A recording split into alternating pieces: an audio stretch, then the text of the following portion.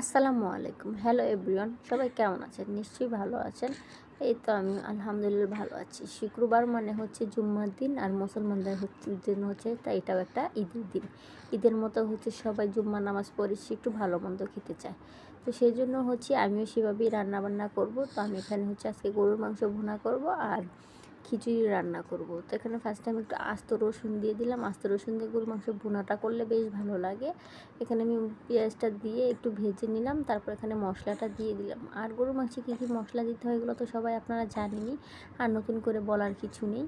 তো এখানে হচ্ছে আমি মশলাটাকে খুবই ভালো করে কষিয়ে নিচ্ছি যতক্ষণ পর্যন্ত না তেল ছাড়ছে। তারপর মশলাটা ভালো করে কষানোর পরে হচ্ছে আমি এখানে মাংসটা দিয়ে দিচ্ছি, দিয়ে হচ্ছে খুব ভালো করে কষাবো। গরুর মাংসের টেস্টটা ততক্ষণ পর্যন্ত থাকবে যতক্ষণ পর্যন্ত মাংসটাকে খুব বেশি করে কষানো হবে, আর কষানোর উপর ডিপেন্ড করে কিন্তু মাংস রান্নাটা।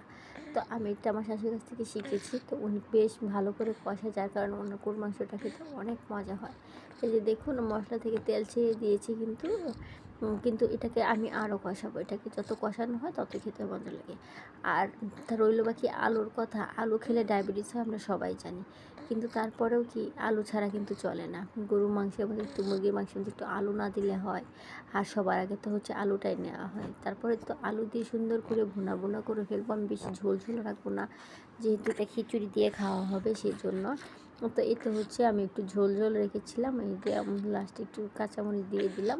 এই তো হয়ে গেলো গরুর মাংস। এবার হচ্ছে খিচুড়িটা রান্না করবো। এখানে আমি পোলাও চাল দিয়ে খিচুড়িটা রান্না করছি। বুটের ডাল, মুগ ডাল আর বুটের ডাল, মসুরির ডাল, 3 প্রকারের ডাল দিয়েছি, আধা চাল আধা ডাল, তাহলে হচ্ছে খিচুড়িটা মজা হয়।